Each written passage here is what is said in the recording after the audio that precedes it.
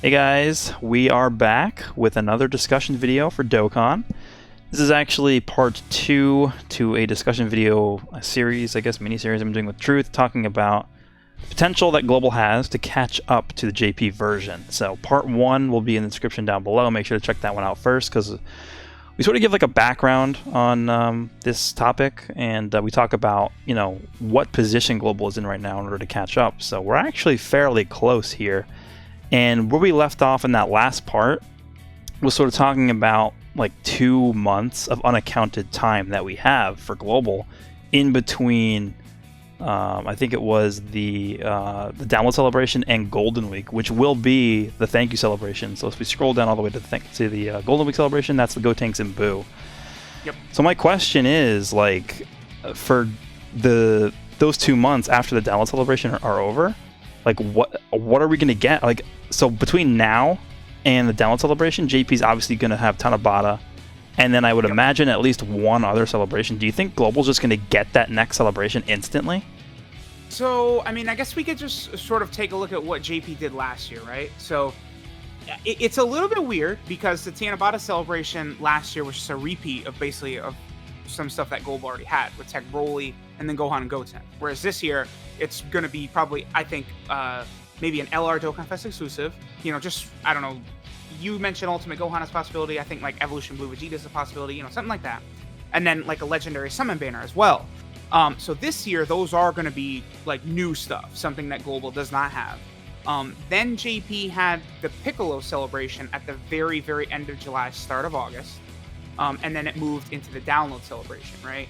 So, I mean, JP really could get 2 Dokkan Fests, while Global's just getting the one over the course of the next, like 60 days or whatever like that until the download celebration. And then obviously at that point, whatever comes out is going to come out on both Global and JP for the download celebration.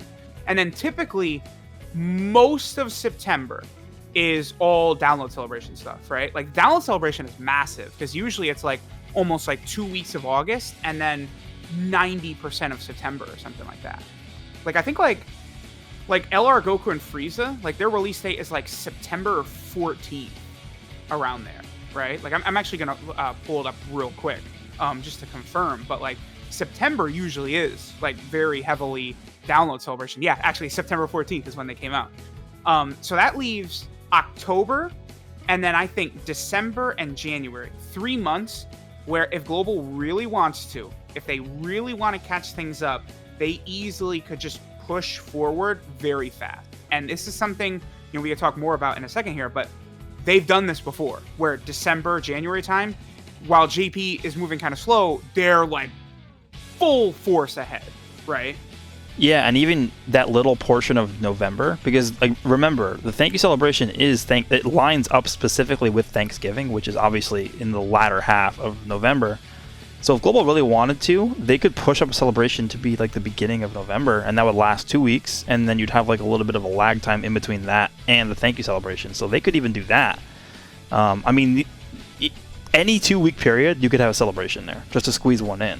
That's ample time to have something.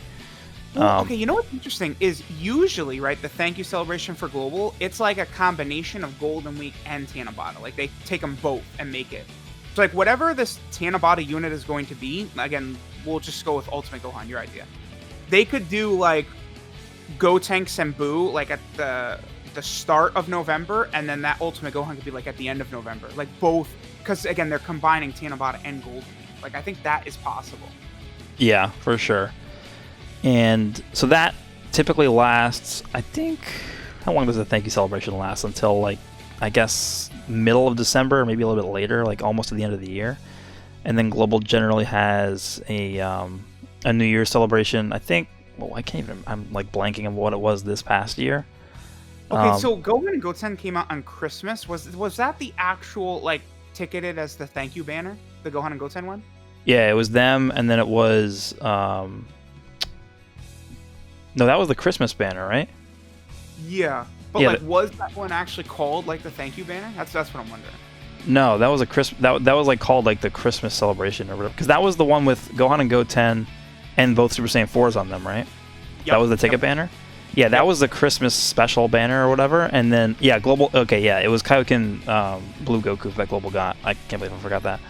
Oh, right, yeah. Yeah, so Global gets Kaioken Blue Goku, and then proceeds to get like what in January, just like a bunch of stuff, right? Okay, so again, they could just forego the Global first, like because the whole purpose of this video is like sort of like how they would catch up, right? Typically, remember, JP New Year's is massive, right? Like Majin Vegeta and Super Saiyan 3 Goku, I thought were like they're not really living up to the hype of what New Year's has been in previous years.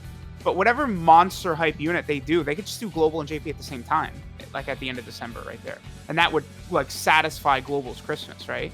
And like even Gogeta and Broly, you know, you have the infamous story of, you know, the data download happens while you're at Christmas dinner for Gogeta and Broly, right? Yeah. So like they easily could just do like that was the New Year's banner for JP that year. So they easily could just do Global and JP kind of like New Year's Christmas thing on like Christmas Day. I think that would work very well. Yeah, and at the very least, I think they'll do that. But like the last two Christmases have both been Global first. Yep. So I don't know if that's something they want to keep going with, because to me, what they're basically saying with that is that they sort of recognize that Christmas for Global is like a bigger deal than it is for JP, and JP typically treats New Year's as a bigger deal, because they do try and spread out those two celebrations even on Global. Like we have the Christmas celebration for the Kaioken Blue Goku. When did he come out? Like it wasn't Christmas Day, was it? It was like before then. Yeah, it was like December 14th, I want to say. Yeah. So they leave enough time to then also have a New Year celebration on Global. So they could do that. They could do a Global first for Christmas, and then they could then follow that up with a same time celebration with JP for New Year's. Like that would be insane. Can you imagine that? I don't know. Yeah. What if we got like I don't know, like a Global first, like Evolution Blue Vegeta standalone, and then a combined celebration on Global and JP where it's like, I don't know, Super Saiyan 4 Goku and Baby or something. Yeah. So I mean that's a way to get Global caught up very quickly, because a lot of the reasons we're seeing Global catch up so fast, as we talked about in part 1, is the fact that a lot of these celebrations that should be coming up after the anniversary, Global already has all this stuff, and so what ground they would normally have to cover to catch up, we don't have to worry about that anymore because Global already had this way back. So I feel like doing more Global firsts, doing more same time celebrations is a way to, I guess, push Global forward more. Because it lets Global have, I guess, more freedom in the way that they schedule out certain celebrations and units to come out. Okay, so Kaioken Blue Goku, by the way, came out on December 9th was his release date. Yeah, okay, that's even earlier. So, like, when did the banner leave? Like, December 25th or something? Like, it probably didn't even last until Christmas time. Yeah, it probably was just directly replaced with the Christmas banner, I would guess. Yeah, and then right after that, they just went into the New Year celebration. So that's definitely possible. We could see a Global first for Christmas, and actually no, because I remember that. Because I remember being surprised it was so early in December. I was like, wow, December 9th, that's like next week. Yep. When they did the Dokkan Now for that. And yeah, so I could definitely see that happening, and then also just a combined celebration like the next week after that. But there's a lot of ways they could sort of like finagle the schedules of Global and JP to where they can have Global catch up fairly easily. I mean, it doesn't take much, considering that we're only maybe like a couple of sub EZAs away, some EZA areas, and then also like one or two Dokkan Fests, and that's it. We're caught up. Yeah, and again, like previously, during Global, like we're talking to like January, December time, right? Like they once went like physical Super Saiyan 3 Gotenks came out, I don't know, like December 15th or something like that. And then UI Goku comes out on Christmas Day. Like they've done this before where they just massively moved Global super fast, dropping huge like units super quickly in succession. And then meanwhile, JP is just sort of doing their normal thing, which is like around like the 30th of every month or something like that.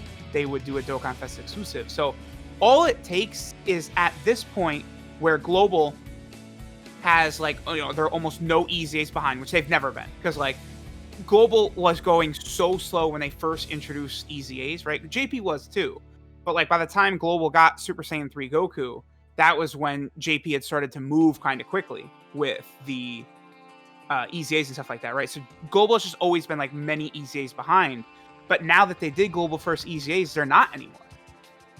Yeah, exactly. Now, because I remember, again, I said this in part 1, but I remember specifically in one of the podcast episodes, we were talking about why is Global so far behind EZAs, and I was like fuming because Global at that point was behind like 6 or 7 EZAs, and I'm like, what are they doing? And now we're at the point where they're caught up. Like they're literally just like, okay, yeah, release one here, release one here, release one here. It's like every week there's a new EZA almost. Yeah. So like that's just sort of my idea, right? Is I think like they go super crazy for January, December time, and then boom, like I think the dream right now, it is possible and it's in sight that the 6-year anniversary, we'll say it's UI Goku and Super Full Power Jiren, could be Global and JP like same time. Like it's like, okay, we move quick, we got here. Now moving forward, both versions celebrate JP's anniversary in January, then both versions are going to celebrate Global's anniversary in July, and the Global anniversary would be Xeno Super Saiyan 4 Goku and Xeno Super Saiyan 4 Vegeta, right? Like, yeah, that makes the game is way more successful doing that. People on Global summon way more and buy way more stones when they don't know what's coming. We can't, like, you can't save, again, like, Super Saiyan 4 Kaioken Gogeta just drops on the Twitter. I'm JP and Global same time, 4 a.m. like in March of next year. Global's gonna summon way more than they would have if they knew he was coming ahead of time, probably. Like, the hype leads to like a ton of summons and a ton of sales. So if they do this, it's only gonna make the game function better. Like, it's gonna be healthy for the game. Yeah, and I guess if they ended up going down that path of having like the dual anniversaries, what they could do is they could just scrap the download celebration, like the typical download celebration that would happen in late August, early September, because at that point you're basically moving that to either February or November or July, depending on what version you're playing on. Because typically on Global, obviously you'd celebrate the anniversary in February, and then you'd have like the one big shared celebration of the year in the download celebration time. But now you'll have it instead during the JP, or sorry, did I say that backwards? Yeah, so the Global celebrates their anniversary in July, and then they have the down celebration in August. But instead of having it in August, they would just have it in February. Yeah, or like, because here's the thing too, like at this point, is Dokkan actually going to get like 50 million downloads per year? Probably not. Like, right, like that's. Yeah, in 10 years we'll have the 1 billion download celebration. Get ready. Yeah, like it just seems a bit far-fetched to me, right? Like that, I don't know, like just basically the download celebration would be like what the Global anniversary was, right? Like it's like boom, there you go. Now that's sort of like replacing it, and then both versions. I just really like. There's so many issues like stemming between like relations between Global and JP players, and like a lot of the things that upset Global players just wouldn't be an issue if the games are on the same track, right? Like weirdness with units taking forever to return, and like bugs for units like Evolution Blue Vegeta not being on the Vegeta family category when he comes out, like just asinine things wouldn't happen if the games were on the same timeline and there wasn't like Global first units that were like, because they're not putting in a ton of effort in the Global first, right? It's like we kind of just toss the unit out and then we worry about everything else once they come to JP, right? Like that type of stuff goes away. Because we did a video talking about like the top 5 Global shafts. I think that was with me, you, and Nolar. Yep. And the big takeaway from that video, basically every single shaft or problem that we talked about with the Global version was related to the fact that they are not on the same page, because a lot of it was just directly comparing it to JP and being like, okay, Global was treated like worse in this scenario as compared to JP. If they were the same, then that wouldn't change. Now, there's one thing I want to talk about. We don't have to spend too much time on this, but the thing I'll say is, if they align both versions together, like there's obviously a lot of differences between the two games that I don't know if they'll ever change. Like Pilaf's Trope, what happens to that if the games are on the same timeline? What happens to the tickets that Global gets for the dual Dokkan Fest? Like, do those just go away? Because for all the shared celebrations that Global has, like the download celebrations, Global doesn't get those tickets for those banners. So are those just now permanently gone? There's a lot of factors that go into, I guess, sort of figuring out what happens with Global when these two games are aligned. So a lot of people might not be in favor of it. Personally, I would prefer them to be apart, but I know the vast majority of people would much rather prefer that they are aligned. But just keep in mind that there are things that probably will cease to exist if that happens, like those tickets, which is really, really good for Global. But I don't know. What do you think about that? Interesting. So you're saying, could it be that at that point the Japanese players would consider it very unfair and really complain about it? It's already happening, because the download celebrate, like for Gohan and Cell, we didn't have tickets for that. And the only reason is because it's the same time celebration, and Japanese players, if they saw that, they would go berserk. Yeah. So that's one thing to just consider, right? I don't know the answer. Like, there's no answer to that. Okay, so like if you're a global player, are you okay with sacrificing things like the tickets in order to get the games aligned? I mean, I feel like every free-to-play player is probably going, yes, yes, yes, yes, right? But like, I don't know. I mean, those tickets are like uber valuable, man. Like I would not sacrifice those to get the games aligned. Let's just say that. Yeah.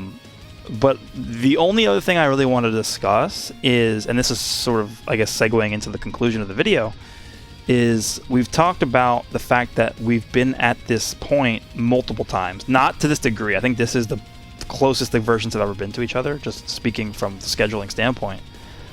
But we've been in a situation where we're like, okay, yeah, this is when we're finally going to get the versions lined up, and they never happen. So my question is, why are they so, I guess, persistent with just not getting them lined up? Do you have any idea? Like, I haven't really seen many compelling arguments, like on the side of why they don't do it. Actually, I see no justification. It just seems like it hurts them, because like I've seen some people say like, perhaps Akatsuki is concerned that profits would dip a little bit, because like if they were always releasing banners at the same time on both versions, then like, you know, there wouldn't maybe be like stones bought so spread out. But the problem with that is that it feels like, you know, 8 times out of 10 JP and Global release banners within a day apart anyway. So it doesn't really matter, because so often they align the versions for these same time things like Saiyan Day and Download Celebration that they're releasing banners at the same time anyway. So it make like, okay, so LRUI Goku came out I mean, I guess I should get an actual date for his JP release date, but like he's gonna end up coming out like 5 days before LR Vegeta and Nappa on Global or something like that. Like that's barely anything. Like that's pretty much the same time. Like, so at that point, like that kind of throws that argument out the window, because they're already sort of releasing banners at very similar times. So you know, I don't know. I just feel like they'd make. The number one thing about the game is like they're going to do things that make them more money. Getting the games aligned makes them more money, so I don't really understand. And just to go off of the UI Goku thing, we saw UI Goku hit top grossing on the iOS store, the Apple App Store. I think, what was it, like 2 days or so after the banner came out, and I believe Android was like at the highest point number 4 or 5, something like that. So they were close, but it wasn't, you know, it wasn't instantly both stores hit it. And I think a lot of that has to do with the fact that it was a global first unit, and people just weren't as hype as they would have been if, you know, one day at 4 in the morning, the Twitter tweeted out the super attacks of LRUI Goku, and people were just like, what is this? And people were just going to go crazy. Like, you can't tell me that Majin Vegeta and Super Saiyan 2 Goku hitting number one faster than LRUI Goku is just, there's no, like, there has to be a reason for that, right? Yeah, and again, Super Saiyan 3 Goku and Majin Vegeta, like, that was, like, one of the fastest times ever. I mean, I swear the fastest time ever was Kid Goku, because, like, I streamed the second the banner goes live, and I finished the stream, and it's like, I felt like rewards were being handed out, like, right then. Like, it was, like, insane.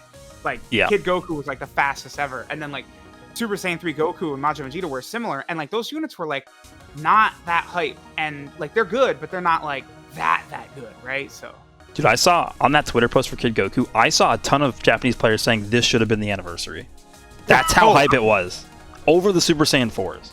Wow. Yeah, it was crazy. Well, okay, remember, Kid Goku's animations were way better than the Super Saiyan 4s, too. Yep, that's why, for sure. So I don't know. This is a question for you guys too, because if you guys watching this have any insight or any ideas as to why they just continually avoid aligning both, because at this point it's very apparent that they don't want to, right? Or they would have found a way to do it if they really wanted to. That's what I'm getting from this. So personally, I think it's not going to happen, because if they wanted to happen, it would have happened already.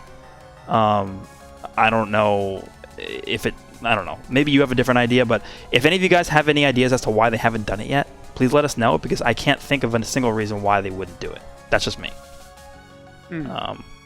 So yeah, anything you want to say before we head out?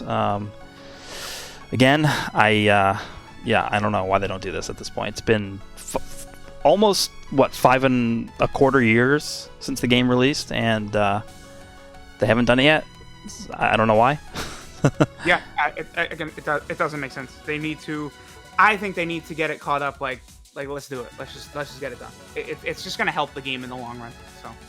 Yep. All right. Well, hope you guys enjoyed this one. Again, check out part 1 in the description below over on Truth's channel. We give a little bit more background as to why, we think this could be coming up soon, even though I remain skeptical. I'm not super naive, and I don't know. Just based on the history of what's happened, it's just I don't know.